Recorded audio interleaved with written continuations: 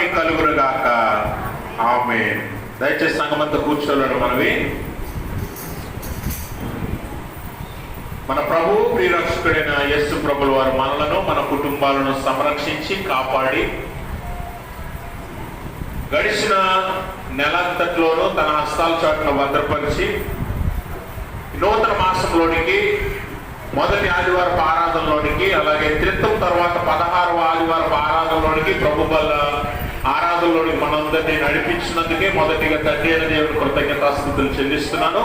ఆయన ఆత్మతోనూ సత్యంతోనూ ఆరాధించడానికి కూడి వచ్చిన మీ అందరికీ ప్రభుపేట వందనాలు. అందరికీ వందనాలు.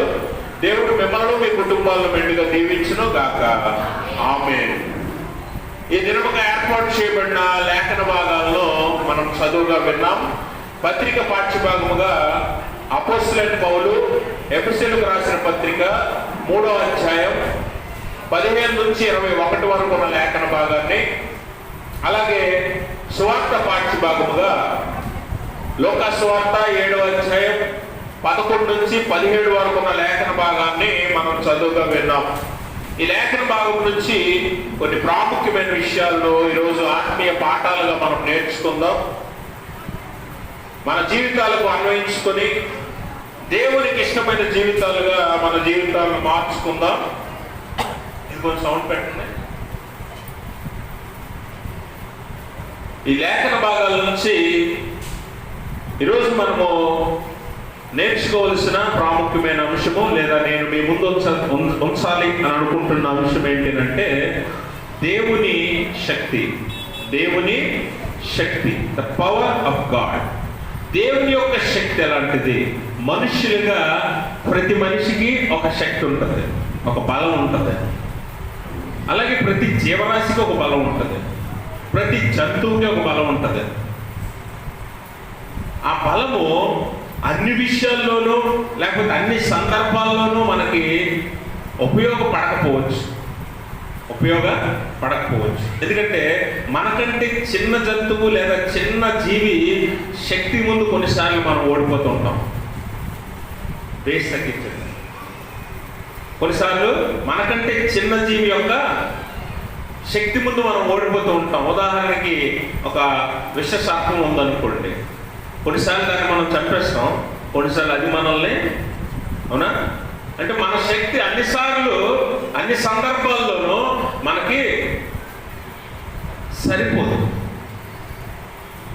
కానీ దేవుని శక్తి ఎలాంటిదో ఈరోజు మనము తెలుసుకోవాలి.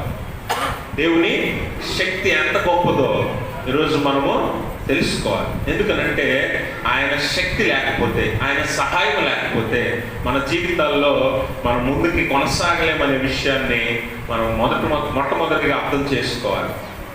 ఒక చిన్న ఉపమానంతో మనం వాక్యంలోనికి వెళ్దాం. ఒకరోజు ఒక చిన్న పిల్లవాడు, ఒక 5-6 సంవత్సరాల వయసు ఉన్న పిల్లవాడు ఇంటి బయట ఇసుకలు ఆడుకుంటున్నాడు. వింటున్నారా? ఇక్కడే ఉన్నారు కదా అందరూ. దేవునికి స్తోత్రం. ఇసుకలో, ఇంటి బయట ఇసుకలు ఆడుకుంటుంటే తన కొడుకుని కిటికీలో నుంచి తండ్రి చూస్తున్నాడు.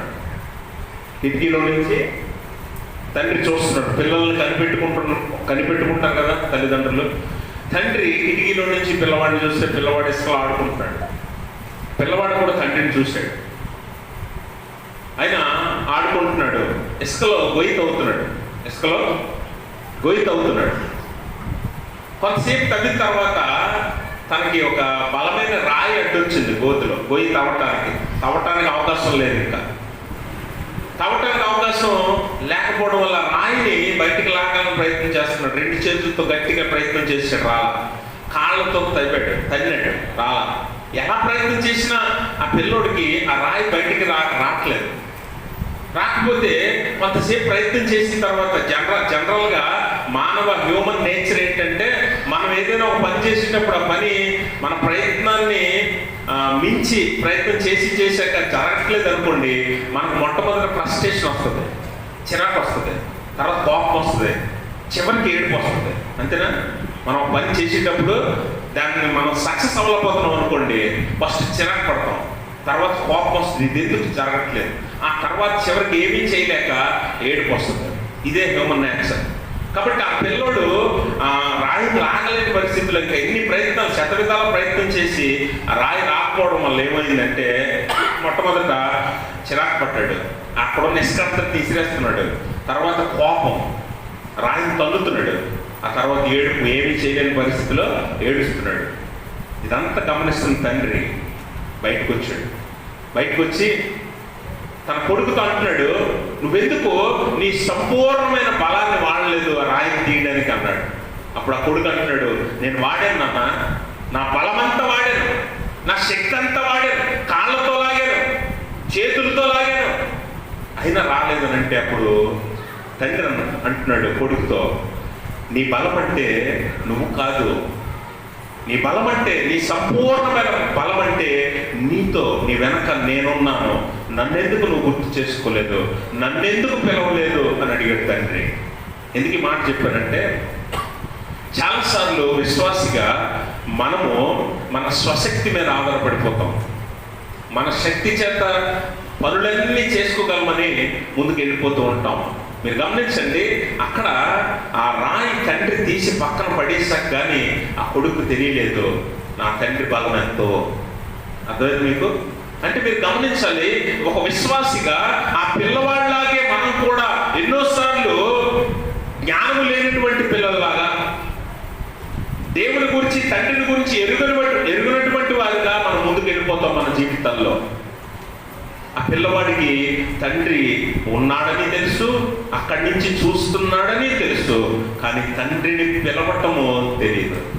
ఈరోజు విశ్వాసిగా మనం కూడా మన దేవుడు మనల్ని చూస్తున్నాడని తెలుసు, మన బాధలన్నీ గ్రహిస్తున్నాడని తెలుసు, అయినా తండ్రిని మనం పిలవటానికి వెనకడుగు వేస్తూ ఉన్నాం. మన సంపూర్ణ శక్తి ఎప్పుడో తెలుసా? మన తండ్రే, మన పరలోకపు తండ్రే. అందుకనే ఆయన శక్తి చేత మనం ఏదైనా సాధించగలమని ఈరోజు ఈ లేఖనాలు మనకు నేర్పిస్తూ ఉన్నాయి. అందుకనే ఎప్పుడు కూడా తండ్రి సహాయాన్ని మనం అడిగే వారముగా ఉండాలి. పత్రిక పాఠ్యభాగంలో 3 మాటలను పౌలు చక్కగా జ్ఞాపకం చేస్తాడు. ఎఫెసీ పత్రిక 3వ అధ్యాయము 14 నుంచి 21 వరకు, 15 నుంచి 21 వరకు లేఖన భాగంలో మొట్టమొదటిగా తండ్రి శక్తిని ఎరిగిన వాడవైతే నువ్వు తండ్రి సహాయాన్ని అడుగుతావు. తండ్రి శక్తిని ఎరిగిన వాడవైతే నువ్వు చేసే పని ఏంటి? మొట్టమొదటే నువ్వు తండ్రి దగ్గరికి వెళ్ళిపోతావు. ఇప్పుడు ఆ చిరాకు పడి కోపంతో చివరికి ఏడ్చే స్థితికి ఆ పిల్లవాడు వచ్చాక కానీ తండ్రి తన దగ్గరికి రాలా. అదే ముందే నాన్న ఇదిగో నేను ఆడుకుంటుంటే ఇక్కడ ఈ రాయి వచ్చింది, నువ్వు వచ్చి సహాయం చేయని మొదట అడుగుంటే ఇంత స్థితి జరగదు కదా. అవునా అవునా కాదా? ఈ పరిస్థితికి ఆ పిల్లవాడు వచ్చేవాడు కాదు కదా, ఏడ్చేవాడు కాదు, కోపగించుకునేవాడు కాదు, చిరాకు పడేవాడు కాదు. ఇవేమీ జరగకుండానే ఆ తండ్రి సహాయం చేసేవాడు. ఈరోజు విశ్వాసిగా నువ్వు చేస్తున్న పని ఏంటో తెలుసా? నువ్వు కూడా చివరి దాకా తెచ్చుకుంటావు. యోనా గ్రంథంలో మనము యోనా ప్రవక్తని చూస్తాం. 2వ అధ్యాయం 7వ వచనం ఒకసారి చదవండి. 2వ అధ్యాయం 7వ వచనం త్వరగా చదవాలి. అమ్మా, కోపములో నుండి నా ప్రాణము నాలో మూర్ఛిల్లుచున్నది, నేను యెహోవాను జ్ఞాపకం చేసుకున్నాక ఆయన పరిశుద్ధాలయములో ఆయన యొద్దకు నా మనవి వెళ్ళింది అంటాడు. ఎవరు? యోనా, ప్రవక్త అయిన యోనా ఏం చేస్తున్నాడు? ఎక్కడున్నాడు అసలు ఈ పరిస్థితిలో? చేప గర్భంలో చిక్కుకొని కోపములో నా ప్రాణము మూర్ఛిల్లుచున్నది అంటే నా ప్రాణం ఇంకా అయిపోయింది, నా ప్రాణం పోతుంది, నేను ఇంకా చివరి దశలో ఉన్నాను, నా జీవితం అయిపోయింది అనుకున్న సమయంలో యోనా ప్రార్థన చేస్తున్నాడు. యెహోవాను జ్ఞాపకం చేసుకునగా ఆయన పరిశుద్ధ ఆలయంలో నా మనవి ఆయన ఆలకించాడు అని అంటున్నాడు. గమనించండి, ఈ స్థితి వరకు నువ్వు దిగజారకూడదు విశ్వాసిగా. యోనాకి ముందే దేవుడు చెప్పాడు, నువ్వు నినివే పట్టణానికి వెళ్ళి నేను చెప్పింది వారికి ప్రకటించంటే యోనా ఆయన మాటను తిరస్కరించి దూరంగా తర్షీషుకు పారిపోయాడు. అంటే మనం చాలాసార్లు మన జీవితాల్లో ఏం చేస్తుంటాం అంటే, మనం సామెత చెప్తాం కదా, గోటితో పోయేదాన్ని ఎక్కడ దాకా తెచ్చుకుంటాం? మానవ నైజం కదా అది. చిన్నదిగా అయిపోతే కుదరదు, పెద్దది అవ్వాలి. అది పెద్దదయ్యి అది మన జీవితాల మీదకి రావాలి. అప్పుడు కానీ బుద్ధి రాదు మనకి, అప్పుడు కానీ దేవుడు గుర్తురాడు మనకి. యోనా కూడా ప్రాణం ఓర్చెల్లిపోతుంది, ప్రాణం పోతుంది, ఇంకా నా జీవితం అయిపోయింది అనుకున్న స్థితిలో యెహోవాని జ్ఞాపకం చేసుకుంటే అప్పుడు ఆయన యోనా మనవిని ఆలకించాడట. అప్పుడు కూడా ఆయనను రక్షించాడు దేవుడు. దేవునికి స్తోత్రం. దేవుని శక్తి అంత గొప్పది. అందుకే నువ్వు అంతవరకు దిగజారిపోక ముందే నీ దేవుణ్ణి నువ్వు అడగాలి, ముందే నీ దేవుణ్ణి నువ్వు అడగాలి. అందుకనే ఆయన ఈ ఎఫెసీ పత్రికలో మనం చదివితే అడుగు వాటన్నిటికంటేను ఊహించు వాటన్నిటికంటేను అత్యధికముగా చేయ శక్తి కలిగిన వాడు ఎవరు? మన తండ్రి అయిన దేవుడు. కాబట్టి ఆ తండ్రి అయిన దేవుణ్ణి నువ్వు విడిచిపెట్టి నీ స్వశక్తి మీద ఆధారపడి చివరికి నిరుత్సాహపడవలసిన అవసరం ఏముంది? నీకెవరున్నారు? నీ తండ్రి శక్తివంతుడైన దేవుడు ఉన్నాడు. మరి అటువంటి దేవుడిని వదిలేసుకొని నువ్వేం చేస్తున్నావు అంటే నీ శక్తి చేత నువ్వు ప్రయత్నం చేసి చివరికి నువ్వు నిరుత్సాహపడుతున్నావని ఈ లేఖనంలో తెలియజేస్తున్నాడు. అందుకనే దేవుని శక్తి చేత మీరు బలవంతులు అవ్వండి అంటాడు ఎఫెసీ పత్రిక 6:10 ఎఫెసీ పత్రిక అమ్మా తుదకు ప్రభువు యొక్క మహాశక్తిని బట్టి ఆయన యందు ఏమై ఉండాలంటే మీరు బలవంతులై ఉండాలి. ఎవరి వల్ల? ఎవరి యందు? దేవుని యందు మీరు బలం పొందుకుంటారు. మీ శక్తి చేత కాదు, మీ బలం చేత కాదు, కానీ దేవుని ఆత్మ చేతనే మీరు బలవంతులు అవుతారు. కాబట్టి తుదకు చివరికి మీరు ఎవరి దగ్గరికి వెళ్ళాలి? దేవుని దగ్గరికి వెళ్ళాలి. ఎందుకంటే ఆయన సర్వశక్తిమంతుడు. ఓమ్ని పొటెంట్ అంటే సర్వశక్తిమంతుడు అనగా ఆయనకంటే శక్తివంతుడు ఎవడూ లేడు, ఆయనకి సమానమైన వాడు ఎవడూ లేడు, ఆయనకి సాటి అయిన వాడు ఎవడూ లేడు. అలాంటి సర్వశక్తివంతుడు నీ తండ్రి, అలాంటి సర్వశక్తివంతుడు మన దేవుడు. ఆ దేవుడి సహాయము మనం అడిగి మనము బలవంతులు అవ్వాలని అపోస్తలుడైన పౌలు తెలియజేస్తూ ఉన్నాడు. కాబట్టి మన తండ్రి శక్తి ఎంత గొప్పదంటే మనము ఏది కోరుకుంటే అది జరిగించగలిగిన శక్తి అది. అందుకని ఈరోజు నువ్వేం చెయ్యాలి అంటే దేవుని కొరకు అనగా క్రీస్తు నీలో నివసించినట్లు నువ్వు ఆయన కోసం బ్రతకాలంటాడు. ఈ లోక జీవితం మనం ఎవరి కోసం బతుకుతాం? ఈ లోక జీవితం మనం ఎవరి కోసం బతుకుతాం అండి? మనం మన కుటుంబం కోసమో, పిల్లల కోసమో, లేకపోతే ఇహలోక సంబంధమైన విషయాల కోసమో బతుకుతాం. కానీ పౌలు అంటున్నాడు నీలో క్రీస్తు నివసించినట్లు నువ్వు ఆయన కోసం బతకాలంటాడు. అర్థమైందా? వి లివ్ ఫర్ క్రైస్ట్ ఇన్వార్డ్లీ అంటే మనలో ఉన్న క్రీస్తు కోసం, లేదా క్రీస్తు మనలో ఉండునట్లు మనం బ్రతకాలి అంటాడు. అందుకనే మనం చదువుకున్న ఎఫెసీ పత్రిక 3వ అధ్యాయంలో అంటున్నాడు, చదవండి 15వ వచనం. మీ అంతరంగ పురుషుని యందు శక్తి కలిగి ఆయన ఆత్మ వలన బలపరచబడినట్లుగాను క్రీస్తు మీ హృదయములలో విశ్వాసము ద్వారా నివసించున్నట్లుగాను తన మహిమైశ్వర్యము చొప్పున మీకు దయచేయవలననియు మీరు దేవుని సంపూర్ణ పూర్ణులన్నట్లు ప్రేమయందు వేరుపారి స్థిరపడి సమస్త పరిశుద్ధులతో కూడా దాని వెడల్పు, పొడుగు, లోతు, ఎత్తు ఎంతో గ్రహించుకొనుటకును జ్ఞానమునకు మించిన క్రీస్తు ప్రేమను తెలుసుకొనుటకును తగిన శక్తి గలవారు కావాలని ప్రార్థిస్తున్నాను. అంటే ఇక్కడ మీరు గమనించాలి, విశ్వాసం వల్ల క్రీస్తు మీలో నివసించినట్లు మీరు కూడా క్రీస్తు ప్రేమయందు వేరుపారి మీరు జీవించాలని అంటాడు.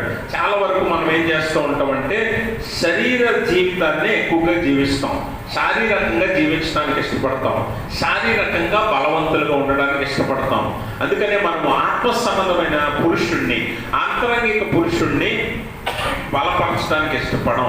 కానీ ఈరోజు మీరు గమనించండి, శారీరకంగా బలాన్ని కోరుకున్నవాడు, శారీరకంగా బలాన్ని పొందుకున్నవాడు ఎంతకాలం ఆ బలాన్ని నిలపగలడో ఒకసారి ఆలోచన చేయండి. ఈరోజు మంచి వయసులో ఉండి శరీర బలం కలిగి ఉన్నవాడు ఒక 10-15 సంవత్సరాల తర్వాత అదే శరీర బలం, అదే శరీర దారుణ్యం ఉంటుందా అంటే ఉండదన్న విషయాన్ని మనం అందరం ఎరిగి ఉన్నాం. ఇది జగమెరిగిన సత్యం, అవునా? జగమెరిగిన సత్యం. మరి శరీర సంబంధంగా జీవించి ఏం లాభం అని అంటే, శరీరం చివరికి మన్ను కనుక తిరిగి మన్నైపోదని పరిశుద్ధ లేఖనం తెలియజేస్తుంది. అందుకే శరీరాశలు నెరవేర్చొద్దు, శారీరకంగా జీవించడానికి ప్రయత్నం చేయొద్దు అని అన్నా కూడా మనందరము శరీరాశలే నెరవేరుస్తాం, శరీరాన్నే ప్రేమిస్తాం. ఒక యువరాణి శరీరాన్ని బాగా ప్రేమించిందంట. శరీరాన్ని బాగా ప్రేమించి ఆమె శరీర అందాన్ని చూసుకొని మురిసిపోయేదట.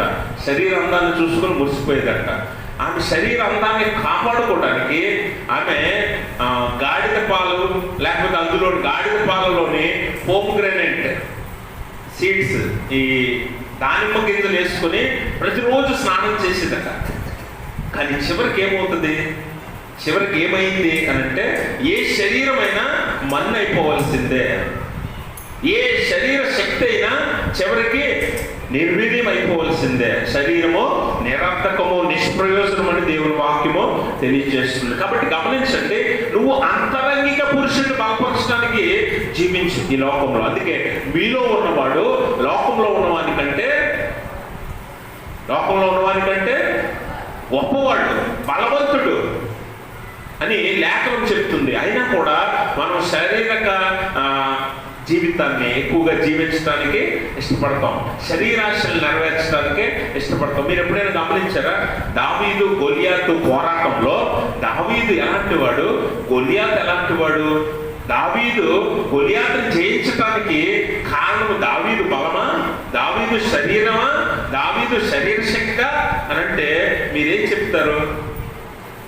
ఏది దావీదు గొలియాతును గెలిచేలా చేసింది అని అంటే, క్రీస్తునందు ఉన్న విశ్వాసం, హృదయంలో ఉన్న విశ్వాసం, దేవుని మీద విశ్వాసం, అదొక్కటే అతన్ని గెలిపించింది తప్ప అతని శరీర బలము కాదు, అతని యుద్ధ నైపుణ్యము కాదు. అసలు కత్తి పట్టుకోవడమే రాదు దావీదికి అప్పుడు దాకా కదా, కత్తి పట్టుకోవడమే రాదు దావీదికి. ఒక్క వడిసెల విసరడం ఒక్కటే వచ్చి దావీదికి, అది కూడా గొర్రెలు కాచుకునేటప్పుడు ఏమైనా వస్తే ఆ వడిసెలను విసిరి కొట్టడానికి నేర్చుకున్నాడు. అంతకుమించి దావీదికి ఏ యుద్ధ నైపుణ్యం లేదు, ఏ నైపుణ్యము, ఏ సామర్థ్యము లేదు దావీదికి. చాలా చిన్న పిల్లవాడు అప్పటికి దావీదు. అయినా ఇశ్రాయేలీలందరూ భయపడిపోతున్న ఆ గొలియాతు ముందు వెళ్ళి నిలబడడానికి గల శక్తి శరీర బలం చూసుకుని కాదు. చాలా మంది శరీర బలం చూసుకునో లేకపోతే సామర్థ్యం చూసుకునో రెచ్చిపోతూ ఉంటారు, చాలా మంది భుజాలు ఎగరేస్తూ ఉంటారు చాలా మంది. కానీ శరీర బలం నిరర్థకం అన్న సంగతి గుర్తుపెట్టుకో. దావీదు గొలియాతుని గెలవడానికి గల శక్తి దేవుని శక్తి, దేవుని మీద విశ్వాసము. అందుకని మీరు బ్రతకాల్సింది దేని మీదట? నీ శరీరాన్ని నమ్ముకొని కాదు, దేన్ని నమ్ముకొని? నీలో ఉన్న క్రీస్తుని నమ్ముకొని బ్రతకాలి. దేవునికి స్తోత్రం. అందుకనే విశ్వాసం వల్ల క్రీస్తు మీలో నివసించినట్లు మీరు ఈ లోకంలో బ్రతకాలి అంటాడు. అందుకని మీరు గమనించండి, ఈ భూమి మీద నీటి మీద నడిచిన మనుషుడు ఎవరైనా ఉన్నాడా? లేడా? ఉన్నాడా లేడా? ఎవరు? మీరు సృష్టి పుట్టింది మొదలు ఎప్పటిదాకా చూసుకోండి, ఏ మనుష్యుడు నీటి మీద నడిచినోడు లేడు, పేతురు తప్ప. ఎక్సెప్ట్ పేతురు నీటి మీద నడడానికి గల కారణం ఏంటి? తన శరీర శక్తి, తన తెలివా, తన జ్ఞానమా, లేకపోతే ఇంకేదైనా? ఏది కాదు, కానీ తన హృదయంలో క్రీస్తు మీద ఉన్న విశ్వాసం. దేవునికి స్తోత్రం. అంటే క్రీస్తు మీద ఉన్న విశ్వాసమును బట్టి నువ్వు శక్తిమంతుడు, బలవంతుడు అవుతావు అన్న విషయాన్ని గుర్తుపెట్టుకో.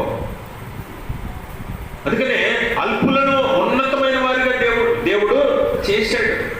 పేతురు నీటి మీద నడిచిన మొట్టమొదటి మానవుడు, చివరి మానవుడు కూడా పేతురే. అలాగే శిష్యులు మీరు చూడండి, శిష్యులు ఎలాంటి వారు? శిష్యులు ఎవరు? సామాన్యులు కదా. పామర్లు అని ఉంటుంది బయట పరిశుద్ధ గ్రంథంలో. పామర్లు అంటే ఎవరు? సామాన్యులని, normal people like you and me. మనలాంటి సాధారణ మనుషులు వాళ్ళు.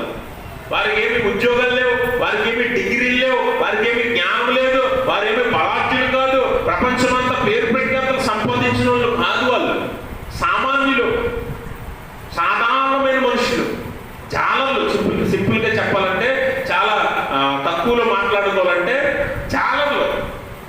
పని, రోజువారీ కూలి పని చేసుకుని బతికేవాళ్ళు. అలాంటి వారు యేసు ప్రభువు తర్వాత అద్భుతాలు చేయగలిగారు భూమి మీద. దేనివల్ల అంటారు? వారి శరీర బలం కాదు, వారి హేళక సంబంధమైన జీవితం కాదు, వారికి ఉన్న నైపుణ్యం కాదు, ఏది కాదు, కానీ దేవుని మీద ఉన్న విశ్వాసము, దేవుని మీద ఉన్న నమ్మకము. ఈరోజు నువ్వు కూడా నిన్ను నమ్ముకొని బ్రతకవు, నీలో ఉన్న క్రీస్తుని నమ్ముకొని బ్రతకాలి. అదే పౌలు అంటాడు. అందుకే నేను ఎప్పుడు బలహీనున్నో అప్పుడు నేను బలవంతుడని ఎందుకు అన్నాడంటే, నాలో ఉన్నవాడు నన్ను ఎప్పటికప్పుడు బలపరుస్తూ తన పరిచర్య కొరకు నన్ను ఆయత్తపరుస్తూ ముందుకు నడిపించగలిగిన శక్తి గలవాడు. నా శక్తి ఏం కాదు, నా బలమేం కాదు. మీరు అందుకే సంసోను పడిపోయిన తర్వాత చివరి దినాల్లో తన కళ్ళు తీసేసి దాగోను గుడిలో అతన్ని గాను లాగిస్తూ ఉంటారు సంసోను. చివరిగా సంసోను ప్రార్థన కూడా ఒకటే, ఏం చేస్తాడంటే, నాకు నీ శక్తిని, మునుపటి శక్తిని నాకు ఇవ్వు ప్రభువా అని దేవుణ్ణి అడుగుతాడు. అప్పుడు ఆ శక్తిని దేవుడు సంసోనికి ఇస్తే ఆ ఆలయపు 2 ప్రాముఖ్యమైన స్తంభాలను, పిల్లర్స్ని 2 చేతులతో పట్టుకొని లాగితే మొత్తం ఆలయం నేల కూలిపోతుంది. ఆ బలం, శక్తి ఎవరిదట? నీ శరీర బలం కాదు. అందుకే నిన్ను నమ్ముకొని నువ్వు బ్రతకు, నీలో ఉన్న క్రీస్తుని నమ్ముకొని నువ్వు బ్రతకాలని దేవుని వాక్యము తెలియజేస్తుంది. కాబట్టి గమనించండి, నీలో ఉన్న ఆత్మశక్తిని నమ్ముకో, నీ శరీర బలాన్ని కాదు, నీ శరీర శక్తిని కాదు, నీలో ఉన్న ఆత్మశక్తిని నువ్వు నమ్ముకొని నువ్వు బ్రతకాలని వాక్యం చెప్తుంది. ఎందుకంటే ఆ శక్తి నిన్ను అసాధ్యాన్ని సుసాధ్యం చేసేలా చేస్తుంది, నీ కొరకు గొప్ప కార్యాలు చేసి చూపిస్తుంది. అందుకే ఆ శక్తి కావాలంటే దేవుని వాక్యం అంటుంది, పేతురు అంటున్నాడు, నీటి మీద నడిచిన పేతురు అంటున్నాడు, మీరు మారు మనసు పొంది ఏం చేయాలట? మారు మనసు పొంది బాప్తిజం, పాప క్షమాపణ నిమిత్తము బాప్తిజం పొందాలి. యేసు నామములో మీరు బాప్తిజం పొందాలి. అపోస్తలుల కార్యాలు 2:38 అంటాడు పేతురు, మీరు మారు మనస్సు పొంది పాప క్షమాపణ నిమిత్తము యేసు నామమున మీరు బాప్తిజం పొందండి. అప్పుడు మీరు పరిశుద్ధాత్మను వరమును, ఈ పరిశుద్ధాత్మ వరమే మిమ్మల్ని బలపరుస్తుంది, మిమ్మల్ని శక్తివంతులుగా చేస్తుంది, మిమ్మల్ని ఈ లోకంలో క్రీస్తు కొరకు జీవింపజేస్తుంది, క్రీస్తు కొరకు నడిపిస్తుంది అన్న సంగతి గుర్తుపెట్టుకోండి. దేవుని కొరకు బ్రతకాలంటే పరిశుద్ధాత్మ వరం కావాలి. ఈరోజు శరీరము బలంగా ఉండాలంటే ఏం చేస్తాం చెప్పండి? ఏం చేస్తాం? శరీరం బలంగా ఉండాలంటే ఏం చేస్తాం? 3 పూట్ల భోజనం చేస్తాం, అంతేనా? 3 పూట్ల భోజనం చేస్తే శరీరానికి కావలసిన శక్తి వస్తుంది. మరి ఆత్మ బలపడాలంటే ఏం చేయాలి? ఆత్మ బలపడాలంటే ఆత్మకు కావలసిన శక్తిని మనం ఇవ్వాలి. ఈరోజు శరీరము ఆత్మ ఒకదానికొకటి వ్యతిరేకం కాబట్టి ఆత్మను బలపరచాలంటే శరీరం యొక్క గుణ లక్షణాలను తీసేయాలి. అందుకనే మీరు ఆ మధ్య 2020-21 ఈ సంవత్సరాల్లో ప్రపంచమంతా కూడా కరోనా అనే భయంకరమైన వ్యాధిని ఎదుర్కొన్నాం. ఈ వ్యాధి వచ్చిందని ఎలా తెలిసింది మీకు? వచ్చిందని ఎలా తెలిసింది మీకు? వచ్చింది కరోనా ఎలా తెలిసింది? వచ్చింది కరోనా ముందు నాకు అని నీకు ఎలా తెలిసింది? డౌట్ ఎలా వచ్చింది నీకు? ఏం చెప్పాలి? ఏంటమ్మా ఏదో అన్నారు కరెక్ట్. వ్యాధికి ఒక లక్షణం ఉంటుంది, అవునా? కరోనా రాగానే మనకు ఊపిరి రాకపోవచ్చు, వాసన తెలియకపోవచ్చు, రుచి తెలియకపోవచ్చు, లేకపోతే కొన్నిసార్లు సీరియస్ అవ్వచ్చు ఊపిరి అందక. ఇది కరోనా వ్యాధి యొక్క లక్షణం. ఇప్పుడు పాపం యొక్క లక్షణం ఏంటంటే, పాపానికి కూడా కొన్ని లక్షణాలు ఉన్నాయి. పాపం యొక్క లక్షణాలు ఏం చేస్తాయంటే యహలోక సంబంధమైన క్రియలు మనలో జరిగించి ఆత్మను బలహీనపరుస్తాయి, ఆత్మను ఎదగనివ్వు. అందుకని ఏం చేయాలట?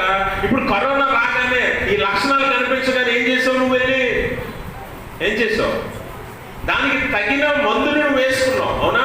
దానికి తగిన మందు వేసుకున్నావు. ఇప్పుడు దేవుని వాక్యం ఏమంటుందంటే, నీలో పాపం ఉంది కాబట్టి, పాపం అనే వ్యాధి ఉంది కాబట్టి దాని లక్షణాలు పోవాలంటే, ఈ వ్యాధి తగ్గాలంటే నువ్వేం చేయాలట? బాప్తిజం అనే మందు తీసుకోవాలా, పరిశుద్ధాత్మ వరం అనే మందు వేసుకోవాలా. అందుకని పేతురు ఏమంటున్నాడంటే, మీరు మారు మనసు పొంది పాప క్షమాపణ నిమిత్తము, అంటే నీ పాపాలన్నీ, నీ వ్యాధి లక్షణాలన్నీ పోవాలంటే, క్షమించబడాలంటే, కడిగేయబడాలంటే నువ్వేం చేయాలట? ఏం చేయాలి? యేసు నామములో బాప్తిజం పొందాలి. పొందిన తర్వాత అప్పుడు నీకేమివ్వబడితే పరిశుద్ధాత్మ వరం. ఈ వరం నిన్ను ఆత్మీయంగా బలపరుస్తుంది, శరీరాంశాలు నెరవేర్చకుండా చేస్తుంది. ఈ ఆత్మ నిన్ను దేవుని మార్గంలో నడిపిస్తుంది, దేవుని కొరకు జీవింపజేస్తుంది. ఈ పరిశుద్ధాత్మ వరమే నువ్వు పొందుకోవాలని దేవుని వాక్యము జ్ఞాపకం చేస్తుంది. ఎందుకంటే వాస్తవానికి క్రైస్తవ్యం అనేది, లేకపోతే క్రీస్తుని వెంబడించడం అనేది ఏంటో తెలుసా? హృదయానికి సంబంధించింది, శరీరానికి సంబంధించింది కాదు. శరీరానికి సంబంధించింది కాదు, హృదయానికి సంబంధించింది. క్రైస్తవ్యం అనేది ఆలయము, ఆరాధన, లేకపోతే ప్రార్థన, లేకపోతే దేవునికి చేసే ఏదైనా కూడా హృదయానికి సంబంధించిందే తప్ప ఆ శరీరానికి సంబంధించింది కాదు. అందుకనే మీరు గమనిస్తే క్రైస్తవ్యంలో ఈ రోజుకి కూడా మీరు శరీరానుసారంగా ఉండడానికి గల కారణం ఏంటంటే, శరీరానుసారులు శరీర ఆచార సాంప్రదాయాలను వెంబడిస్తారు, ఆత్మానుసారులకి అవేవి ఉండవు. అందుకే యేసు ప్రభువు వారు తన శిష్యులతో వెళ్తూ ఉన్నప్పుడు, పంట చేలల్లో వెళ్తున్నప్పుడు శాస్త్రులు పరిచయం వచ్చి శిష్యులు ఆకలి కొని కొన్ని వెన్నులు తుంచుకొని తింటారు. సబ్బాతు దినం ఆ రోజు. అప్పుడు శాస్త్రులు పరిచయం వచ్చి యేసు ప్రభువు వారిని అడుగుతారు, నీ శిష్యులు సబ్బాతు దినమున వెన్నులు తుంచుతున్నారు, ఇది కరెక్టేనా అని అడిగితే యేసు ప్రభువు వారు అంటాడు, అప్పుడు మీరు గమనించండి, సబ్బాతు దినము మనిషి కొరకు, మనిషి సబ్బాతు దినం కొరకు కాదు. ఆచారాలు సాంప్రదాయాలు మనిషి కొరకు, మనిషి ఆచారాల కోసం కాదు. గమనించారా? ఈరోజు ఒక ఆచారం, సాంప్రదాయం, ఒక నమ్మకం, లేకపోతే ఒక సిద్ధాంతం ఎలా ఏర్పడిందంటే మనుషులు ఏర్పాటు చేసింది కాబట్టి. మనిషి కంటే విలువైనది ఏదీ లేదు. యేసుప్రభువు వారి ఉద్దేశం అది.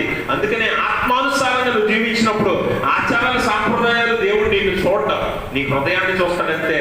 నువ్వు ఎలా ఉన్నావు? స్నానం చేసావా? ఈరోజు చక్కగా స్నానం చేసి ఆలయానికి వచ్చిన వారు హృదయాలు మురికితో నిండిపోయి ఉండొచ్చు, కానీ మంచి బట్టలు లేనివాడు, స్నానం చేయడానికి నీళ్లు లేనివాడు కూడా పరిశుద్ధ హృదయంతో దేవుడి సన్నిధికి రావచ్చు. అది ఇక్కడ ఉన్న వ్యత్యాసం. అందుకే శారీరక జీవితం కాదట క్రైస్తవ్యం అంటే. It's all about your heart. నీ హృదయం గురించే ఇదంతా. క్రైస్తవ్యం అంటేనే హృదయం సంబంధించింది. క్రీస్తుని వెంబడించడం అంటేనే హృదయంతో చేయవలసింది. అందుకనే ఆయన హృదయాన్ని చూస్తాడు. అందుకే యేసుప్రభువు అంటాడు కదా, మత్తయి సువార్త 12:33 మంచి చెట్టు ఎలా ఎరుగుతుంది, మంచి చెట్టు అని ఎలా తెలుసుకుంటాం, చెడ్డ చెట్టు అని ఎలా తెలుసుకుంటాం అంట అమ్మా? చెట్టు మంచిదని ఎంచి, ఒకటి చదవండి. చెట్టు మంచిదని ఎంచి దాని పండును మంచిదని ఎంచండి, లేదా చెట్టు చెడ్డదనించి దాని పండును చెడ్డదనించండి. అసలు చెట్టు మంచిదనో చెడ్డదనో నీకు ఎలా తెలుస్తుందట? దాని ఫలములను బట్టి. ఈరోజు శరీరానుసారంగా నువ్వు జీవిస్తే నీ గుణ లక్షణాలు చెప్పేస్తే నువ్వు ఎలాంటి బతుకుతున్నావు. ఆత్మానుసారంగా బతికితే నీ గుణ లక్షణాలు చెప్పేస్తే నువ్వు ఆత్మానుసారంగా ఉన్నావో లేదో. అందుకని ఫలాలను బట్టి నువ్వేంటో తెలియజేయచ్చు అని యేసుప్రభువు వారు జ్ఞాపకం చేస్తూ ఉన్నాడు. కాబట్టి గమనించండి, నువ్వు బ్రతకవలసింది శరీరానుసారంగా కాదు. ఎందుకంటే ఎంత బతుకు బతికినా చివరికి మట్టి అయిపోవలసిందే, మట్టి అయిపోవలసిందే. కానీ ఆత్మానుసారంగా నువ్వు జీవించినప్పుడు దేవుడు నిన్ను జీవింపచేస్తాడన్న సంగతి ఇక్కడ లేఖనం ద్వారా తెలియజేస్తూ ఉన్నాడు. కాబట్టి గమనించండి, మూడో విషయం ఏంటంటే, మొట్టమొదటిది నువ్వు దేవుడిని అడగాలి, రెండవది దేవుని కొరకు జీవించాలి, మూడవది దేవుని ప్రేమతో నువ్వు తెలుసుకోవాలి. దేవుని ప్రేమతో తెలుసుకోవాలి. అక్కడ అంటాడు కదా ఎఫెసీ పత్రికలో, చదవండి 18వ వచనం, 18వ వచనం చదవండి. జ్ఞానములకు మించిన క్రీస్తు ప్రేమను తెలుసుకొనుటకు. ఆ పైన కూడా చదవాలమ్మా. మీరు దేవుని సంపూర్ణత యందు పూర్ణులగునట్లుగా ప్రేమ యందు వేరుపారి దాని వెడల్పు, దాని ఎత్తు, పొడుగు, లోతు, ఎత్తు ఎంతో గ్రహించుకున్నటకు, జ్ఞానములకు మించిన క్రీస్తు ప్రేమను తెలుసుకున్నటకు తగిన శక్తి గలవారు కావాలని ప్రార్థించుతున్నాను. పౌలు మన కోసం, సంఘం కోసం ప్రార్థిస్తున్నాడు. ఎందుకంటే క్రీస్తు ప్రేమని మనం తెలుసుకోవాలంట. ఒకవేళ ఆకాశానికి హద్దు ఏమైనా ఉంటే ఉండొచ్చేమో కానీ దేవుని ప్రేమకు హద్దు లేదు. దేవునికి స్తోత్రం. దేవుని ప్రేమకు పరిధులు లేవు. దేవుని ప్రేమకు ఎల్లలు లేవు. ఎందుకంటే అతని ప్రేమ ఎంత అపారమైనదనంటే ఆ పరలోక స్థానం నుంచి ఆయన నరావతారిగా నీ కోసం దిగి వచ్చేంత ప్రేమ. నీకోసం సర్వోన్నతమైన దేవుడు తల్లి గర్భంలో పిండమంతగా తనను తాను తగ్గించుకునేంత ప్రేమ, ఆ అపారమైన ప్రేమ కట పరిధులు లేవట, ఎల్లలు లేవట, హద్దులు లేవట. విశాలమైన ఆకాశానికైనా హద్దు ఉండొచ్చు, లేకపోతే భూమికైనా హద్దు ఉండొచ్చు, లేకపోతే ఏ గ్రహానికైనా హద్దులు వచ్చేమో కానీ దేవుని ప్రేమ హద్దులైతే లేవని ఈ లేఖనంలో తెలియజేస్తున్నాడు. ఎందుకంటే జ్ఞానంలోకి మించిన ప్రేమట క్రీస్తు ప్రేమ. అలాగే ఆయన ప్రేమ యొక్క ఎత్తెంతో, లోతెంతో, వెడల్పెంతో, పొడవెంతో నువ్వు తెలుసుకునేంత గొప్ప విశ్వాసిగా ఉండాలని దేవుని వాక్యము తెలియజేస్తుంది. పౌలు కూడా అలాగనే ఉండాలని మనము ప్రార్థిస్తూ ఉన్నాడు. గమనించండి, ఆయన ప్రేమకు మరి ఆ లోతు, ఆ ఎత్తు తెలుసుకోవాలంటే ఆ చాలదు, భూమి కూడా చాలదంటాడు యోహాను 21:25 అంటాడు. ఆయన చదవండి ఒకసారి, యోహాను 21:25. యోహాను భక్తుడు కూడా ఆ అనుభవాన్ని చూశాడు కనుక ఏమంటాడు అంటే, యేసు చేసిన కార్యములు ఇంకనూ అనేకములు కలవు, వాటిలో ప్రతిదాన్ని వివరించి వ్రాసిన ఎడల అట్లు వ్రాయబడిన గ్రంథములకు భూలోకమైనను చాలదని. యోహానికి అలా అనిపించిందంటే, యేసుప్రభు వారి దగ్గర నుంచి చూసిన వాడు, యేసుప్రభు వారిలో దేవుణ్ణి చూసిన వాడు, యేసుప్రభు వారి దైవత్వాన్ని అనుభవించిన వాడు, యేసుప్రభు వారి అంతరంగిక శిష్యుడు యోహాను. అలాంటి యోహానికి రాసి రాసి రాసి చివరికి ఏమనిపించిందంటే, యేసుప్రభు వారు చేసిన కార్యాలు రాస్తే ఈ భూలోకమే చాలదని యోహానికి అనిపిస్తుందట. అంటే మనకు అందుతుందా ఆయన ప్రేమ, మనకు అందుతుందా ఆయన క్రియ, మనకు అందుతుందా ఆయన కార్యాలు? అంత లోతైంది, అంత ఎత్తైంది దేవుని ప్రేమ. ఆ ప్రేమను తెలుసుకోవాలి. అందుకని బైబిల్ గ్రంథంలో ఇహలోక సంబంధమైన ప్రేమల గురించి చెప్పబడినప్పటికీ అత్యున్నత ప్రేమగా దేవుని ప్రేమ అనగా అగాపే ప్రేమ మాత్రమే చెప్పబడింది. అగాపే ప్రేమ అంటే ఇట్ ఈస్ అన్కండిషనల్ లవ్. అంటే షరతులు చూసేది కాదు, సమయాన్ని చూసేది కాదు, సందర్భాన్ని చూసేది కాదు, మనుషులు చూసేది కాదు. ఈరోజు మనం అందరము ప్రేమించే ప్రేమలో, లేకపోతే మనలో ఉన్న ప్రేమ ఎలాంటి ప్రేమ అంటే మనము అన్ని చూస్తాం. ఇప్పుడు నీ కూతురికి లేకపోతే నీ కొడుక్కి పెళ్లి చేయాలి, మొట్టమొదటి చూసేది ఏంటి? కొడుకు పెళ్లి చేయాలి. కూతురులో ఏం చూస్తాం? అదే కోడల్లో వచ్చే అమ్మాయిలో ఏం చూస్తావు? లేకపోతే ఒక అమ్మాయికి పెళ్లి చేయాలి, అబ్బాయి పలానా అబ్బాయి కావాలనుకుంటే వారిలో ఏం చూసి మీరు పెళ్లికి ఓకే చెప్తారు చెప్పండి? ఏం చూసి చెప్తారు? మొట్టమొదట అబ్బాయికి ఉద్యోగం ఉందా లేదా, ఇహలోక సంబంధమైంది. అబ్బాయికి ఆస్తి ఉందా లేదా, ఈ లోక సంబంధమైంది. అబ్బాయికి ఇల్లు ఉందా లేదా, ఈ లోక సంబంధమైంది. అబ్బాయి కుటుంబం ఏంటి, ఈ లోక సంబంధమైంది. అన్ని లోక సంబంధమైనవి చూసే నీ కూతురికి నీ కొడుక్కి పెళ్లి చేస్తావు. అవునా కదా? అవునా కదా? కానీ దేవుని ప్రేమ అలా కాదట. నిన్న నేడు రేపైనా ఎప్పుడైనా ఏకరీతిగా నిన్ను ప్రేమించేదట. ఇప్పుడు భార్య భర్తల ప్రేమలు చూడండి, అన్నదమ్ముల ప్రేమలు చూడండి, తల్లిదండ్రుల ప్రేమలు చూడండి, సందర్భాన్ని బట్టి సమయాన్ని బట్టి మారిపోతూ ఉంటాయా? అవునా కాదా? ఏం మాట్లాడలేదండి? దేవునికి స్తోత్రం. మన ఇహలోక సంబంధమైన ప్రేమలు సందర్భాన్ని బట్టి మారిపోతాయి. ఇంకా ఇప్పుడు ఉన్న భయంకరమైన పరిస్థితుల్లో ఆ ప్రేమలు ఈ మనిషి నుంచి ఇంకో మనిషి మీద కూడా పంపించేస్తున్నారు. అవునా? ఒక మనిషి నుంచి ఇంకో మనిషిని కూడా ప్రేమించి, ఈ మనిషిని ఎన్నదాకా ప్రేమించి ఈ రోజు నుంచి ప్రేమించట్లేదు అన్నట్టుగా కూడా ఉంది లోక సంబంధమైన ప్రేమ కదా. అందుకని భార్య భర్తల ప్రేమ అయినా ఒక చోట ఎక్కడో దగ్గర ఆగిపోవచ్చేమో, తల్లిదండ్రుల ప్రేమ అయినా ఒక చోట ఆగిపోవచ్చేమో, అన్నదమ్ముల ప్రేమ అయినా స్నేహితుల ప్రేమ అయినా ఒక చోట ఆగిపోవచ్చేమో కానీ దేవుని ప్రేమ ఎలాంటిదట? అపారమైనది, నిన్న నేడు ఏకరీతిగా నిన్ను ప్రేమించేది. నువ్వు ఎంత ఘోరమైన స్థితిలో ఉన్నా, ఎంత ఘోరపాపివైనా నీ పై రూపాన్ని చూడదో, నీ హృదయాన్ని చూసి ప్రేమిస్తుంది. దేవునికి స్తోత్రం. అటువంటి దేవుడు ప్రేమాపూర్ణుడు. అందుకే యాకోబు భక్తుడు అంటాడు, దేవుడు ప్రేమ అయి ఉన్నాడు అంటాడు. ఎవరై ఉన్నాడు? దేవుడే ప్రేమ అయి ఉన్నాడట. ప్రేమ అంటేనే దేవుడట, దేవుడు అంటేనే ప్రేమట. ఇలాంటి దేవుడు మనకు ఉన్నాడు. అందుకే ఆయన ప్రేమ అపారమైనదట. ఎంతమంది కోసమైనా తన ప్రాణం పెట్టేంత ప్రేమ, తన జీవితాన్ని, తన పరిశుద్ధ రక్తాన్ని నీ కొరకు నా కొరకు చిందించిన ఆ ప్రేమను నువ్వు తెలుసుకోవాలని దేవుని వాక్యము జ్ఞాపకం చేస్తుంది. కాబట్టి గమనించండి ప్రభునందు ప్రియమైన స్నేహితులారా, ఆ ప్రేమ ఎంతో గొప్పది. దాన్ని పొందుకున్న వారు ధన్యులు అని దేవుని వాక్యం ద్వారా ఈరోజు మనం అర్థం చేసుకోవాలి. కనుక దేవుని శక్తిని మనము తెలుసుకోవాలి, ఆయన ప్రేమను తెలుసుకోవాలి, ఆయన కొరకు మనం జీవించాలి, ఆయనను మనము అడగాలి. తప్పక సమయానికి అడగాలి. సమయం మించిపోయాక, చేయి దాటిపోయాక, మన చేతుల్లో నుంచి సందర్భం పరిస్థితులు దాటిపోయిన తర్వాత నువ్వు దేవుడిని అడగడం కాదు. ఎందుకనంటే నువ్వు ముందే నీ తండ్రిని అడగాలి. కనుక ఇలాగను మనం జీవిస్తట మన జీవితంలో అద్భుతాలు చూస్తాం. దానికి చక్కని ఉదాహరణ చదువుకున్న సువార్త పాఠ్యభాగాన్ని మనం చూస్తే స్పీడ్గా లోక సువార్త 7వ అధ్యాయం 11 నుంచి 17 వచనాలు మనం చూసినట్లయితే, మీరుకి చదవద్దు, నేను చెప్తాను. ఈ లోక సువార్త 7వ అధ్యాయం 11 నుంచి 17 వచనాల్లో యేసు ప్రభు వారు ఏం చేస్తున్నారంటే, యేసు ప్రభు వారు తమ శిష్యులు కొంతమంది మనుషులు నాయిన్ అనే గ్రామంలోకి వస్తున్నారు. యోదయ ప్రాంతంలో నాయిన్ అనే ఒక ఊరు ఉంది, చిన్న గ్రామం. ఆ గ్రామంలోకి వస్తున్నారు యేసు ప్రభు వారు. ఈ గ్రామం లోపల నుంచి ఎవరు వెళ్తున్నారు బయటికి? ఒక విధవరాలు తన కొడుకు చనిపోతే ఆ కొడుకుని పాడి మీద వేసుకొని కొంతమంది మనుషులు మోస్తున్నారు. విధవరాలు పక్కన ఏడుస్తూ నడుస్తుంది. వెనకాల గ్రామస్తులు కొంతమంది ఉన్నారు. మీరు గమనించారా?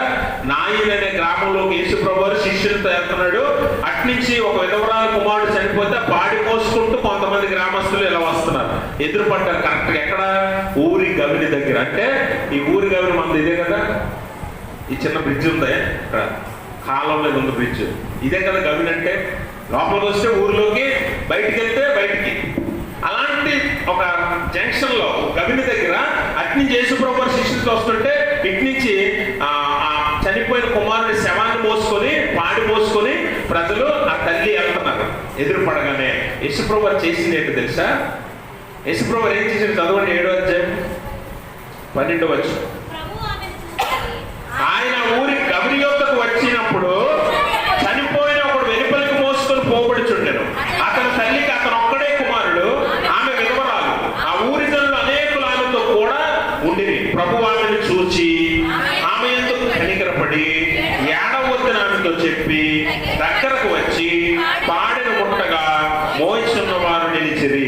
చాలండి. ఇప్పుడు యేసు ప్రభు చేసిన పని ఏంటంటే, నువ్వు ఆయన మీద నమ్మకంతో, ఆయన మీద విశ్వాసంతో నువ్వు ఈ లోకంలో జీవించినప్పుడు, ఆంతరంగిక పురుషుడిని బలపరుచుకొని ఆత్మ మీద ఆధారపడి జీవించినప్పుడు దేవుడు నీ జీవితాల్లో అద్భుతాలు చేస్తాడు. ఎందుకంటే దేవుడు ప్రేమాపూర్ణుడు కదా. దేవుడు మనందరినీ ప్రేమించిన వాడు కనుక, ఆయన సర్వశక్తిమంతుడు కనుక ఆయన ఏం చేస్తాడంటే మనల్ని చూసి మనల్ని చూస్తాడు. చూచుచున్న దేవుడు అని హాగర్ అంటది కదా, చూచుచున్న దేవుడు అన్ని గమనిస్తాడు. ఇప్పుడు ఆ ఊర్లోకి రాగానే ఆయన చూసింది ఏంటట? ఆయన చూసింది ఏంటి? మొట్టమొదట ఒక తల్లిని, చనిపోయిన తన కుమారుడిని, ఆ గ్రామ ప్రజలను ఆ మోస్తున్న పాడిని చూశాడు. చూసి ఆయన ఆమె మీద ఏపడ్డాడు? కనికరపడ్డాడు. చూడండి, గమనించండి. మన జీవితాల్లో దేవుడు మనల్ని చూస్తాడు, మన మీద కనికరపడతాడు. కనికరం అనే మాటకి అక్కడ ఏమని ఉందనంటే రహమిం అనే మాట ఉంది. రహమిం అంటే కడుపు అని అర్థం. రహమిం అంటే కడుపు అని అర్థం. ఈరోజు నీ ప్రేమ, నీ కనికరం, నీ జాలి, నీ దయ, ఒకరికి ఎవరికైనా మనకి తెలిసిన వారికి ఏదైనా అయిందనుకోండి, మన ప్రేమ, మన కనికరము, మన జాలి, మన దయ నోటి మాట గుండా వస్తుంది. అవునా కదా? నోటి మాట గుండానే వస్తుంది. మన ప్రేమలో, మన దయ, మన జాలి, కనికరము కేవలం నటన. కానీ ఇక్కడ రహమిం అనే మాటకు అర్థం ఏంటో తెలుసా? ఉదరం, కడుపు అని అర్థం. అంటే యేసు ప్రభు వారు ఎందుకంటే చాలాసార్లు మనం అంటాం కదా, ఎవరైనా మనకి బాగా కావాల్సిన వారు చనిపోయినప్పుడు, లేకపోతే మనం బాగా దుఃఖంలో బాధలో ఉన్నప్పుడు కడుపు తరిగిపోతుందని అంటాం. ఎందుకో తెలుసా? బాధ అయినా, వేదనైనా, కన్నీరైనా, ఏడుపైనా, జాలైనా, కనికరమైన, ప్రేమైనా కడుపులో నుంచి రావాలి. అలాంటి నిజమైన ప్రేమ, అదే నిజమైన భావోద్వేగం. కానీ మానవులకు సందర్భాన్ని బట్టి మనం నోటితో మాట్లాడతాం, చాలాసార్లు కనికరం జాలి చూపించినట్లుగా మాట్లాడతాం, కానీ మన కడుపులో నుంచి రాదు, నోటి మాటలోంచి వస్తుంది. కానీ యేసు ప్రభువు వారు మన మీద జాలి చూపినా, ప్రేమ చూపినా, కనికరం చూపినా ఆయన కడుపులో నుంచి వస్తుందట. అందుకే అపారమైన ప్రేమ. ఆయన ప్రేమకు వెళ్ళలేదు, ఆయన ప్రేమకు ఆ పరిధులు లేవు, ఆయన ప్రేమ నిజమైనది అని ఇక్కడ తెలియజేస్తున్నాడు. రహబీం అంటే కడుపు. ఆయన కడుపులో నుంచి ఆ తల్లి మీద ఎందుకు కనికర పడ్డాడో తెలుసా? ఆ తల్లి జీవితం అయిపోయింది అనుకుంది. ఎందుకంటే యూదా సాంప్రదాయంలో మరి విధవరాలు భర్త లేడు, ఒకే ఒక కుమారుడు అని రాసి ఉంది కదా అక్కడ, ఒక్క కొడుకు చనిపోయాడు. మరి ఆ తల్లి పరిస్థితి ఏంటి? భవిష్యత్తు లేదు, తన బ్రతుకు ఏమైపోతుందో తెలియదు, భయంకరమైన దుఃఖంలో ఉంది. కొడుకు చనిపోయాడు, భవిష్యత్తు ఏంటో తెలియదు, భర్త లేడు, తన అనుకున్న వారు ఎవరూ లేరు. అలాంటి పరిస్థితుల్లో ఆమె మీద యేసు ప్రభువు ఏం చేస్తున్నాడు? కనికరం చూపిస్తున్నాడు. ఈరోజు నీ జీవితం కూడా అయిపోయింది, నాకు ఇంకా ముందుకు వెళ్ళడానికి ఏమీ లేదు, నా అవకాశాలన్నీ అయిపోయాయి, నా ప్రయత్నాలన్నీ విఫలమైపోయాయి, నా బ్రతికేంటో నాకే తెలియదు అనే సమయంలో నీ మీద కనికర పడతాడు. నిన్ను చూస్తాడు దేవుడు, నీ మీద కనికర పడతాడు. కనికరపడి ఆయన అద్భుతాలు చేస్తాడు. అందుకని లేఖనాల్లో మనం చూస్తే సమయం లేదు, కానీ లేఖనాల్లో మనం చూస్తే మత్తయి సువార్త 9:16 కాపరి లేనందున వారి మీద దేవుడు కనికరపడ్డాడు. నువ్వు సరైన మార్గంలో నడవకపోతే నీ మీద కోప్పడ్డావు, నీ మీద కనికరం చూపిస్తాడట. నిన్ను నడిపించేవాడు లేడని నీ మీద కనికరం చూపించి నిన్ను మార్గంలో పెట్టడానికి చూస్తాడట. అదే మత్తయి సువార్త 14:14 వారిని చూసి వారి మీద కనికరం చూపించి వారిలో అనేకులను స్వస్థపరిచాడట, రోగులను స్వస్థపరిచాడట. అంటే నీ రోగాన్ని బట్టి, నీ బాధను బట్టి, వేదనను బట్టి నీ మీద కోపం చూపించడు, కానీ నీ మీద జాలిపడి, కనికరపడి నిన్ను స్వస్థపరచడానికి ఇష్టపడతాడు. అంటే ఆయన కనికరం ఎంత గొప్పదో చూడండి. మనం కనికరం పడతాం, సందర్భం వచ్చినప్పుడు ఒకసారి కనికరపడి మరలా ఆ వ్యక్తిని మనం చూడటానికి కానీ ఇష్టపడం. ఎందుకంటే వారి పక్షాలు ఏ కార్యం మనం చేయవలసిన మేలు చేయక చేయడానికి కీడు చేసే మనుషులు మనం. కానీ దేవుడు ఎప్పుడు మేలు చేసే దేవుడే, దేవుడు ఎప్పుడు మనల్ని చక్కని మార్గంలో నడిపించే దేవుడే. అందుకే ఆ తల్లిని చూసి ఆయన కనికరపడ్డాడు. అప్పుడు ఏం చేశాడట? ఆయన అక్కడ దగ్గరికి వెళ్ళాడట. ఎక్కడికి వెళ్ళాడు? ఆయన దగ్గరికి వెళ్ళాడు. వెళ్ళి ఏం చేశాడట? పాడిని ముట్టాడు. చూడండి, మరణం మీద ఆయన శక్తి ఎంత గొప్పదో, దేవుడి శక్తి ఎంత గొప్పదంటే, మీరు ఎప్పుడైనా యోగా సాంప్రదాయంలో మీరు చూస్తే పాడిని ముట్టుకుంటే, చనిపోయిన శరీరాన్ని అనగా శవాన్ని ముట్టుకుంటే వారు అపవిత్రులు అవుతారు 7 రోజులు. ఎన్ని రోజులు? 7 రోజులు అపవిత్రులు అవుతారు. 7 రోజుల దాకా అపవిత్రతలో వారు ఉంటారన్నమాట. తర్వాత వారు శుద్ధి చేసుకొని యాజకుడు చూపించుకోవాలి, నేను పరిశుద్ధుని అయ్యాను అని. ఇది యోగ సాంప్రదాయం. అయితే యేసు ప్రభు వారు పాడిని ముట్టుకున్నాడట. పాడిని ముట్టుకుంటే ఇప్పుడు ఏమైంది? పాడిని ముట్టుకున్న తర్వాత ఏమైంది? వారు ఆగారు, పాడి మోస్తున్న వారు ఆగారు. రాగానే అప్పుడు యేసు ప్రభువు అన్నాడు, చిన్నవాడా లెమ్మనగానే లేచి కూర్చొని మాట్లాడేస్తున్నాడు. ఎవరు? రోగి కాదు, ఎవరు? చనిపోయిన, అంటే వాస్తవానికి శవం, అంతేనా?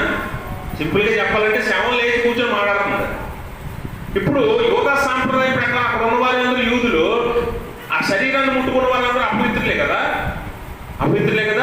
కానీ ఇప్పుడు యేసు ప్రభువు పాడిని ముట్టుకోగానే అక్కడ శవమే లేదు. దేవునికి స్తోత్రం. అక్కడ ఏం లేదు అసలు. అపవిత్రతకు మూలం ఏంటి? అక్కడ ఉన్న శవమే కదా. ఇప్పుడు ఆయన ముట్టుకోగానే అక్కడ శవమే లేదు కదా. ఇప్పుడు అపవిత్రత ఏది? అంత గొప్ప శక్తిమంతుడు దేవుడు. మరణాన్ని కూడా గెలిచి, మరణాన్ని ముళ్ళు విరిచి మరణము లేకుండా చేసిన గొప్ప దేవుడు, అంత శక్తిమంతుడు ఆయన. అందుకే ఆయన అంటాడు, నేనే పునరుద్ధానాన్ని, జీవాన్ని. I'm the resurrection and life.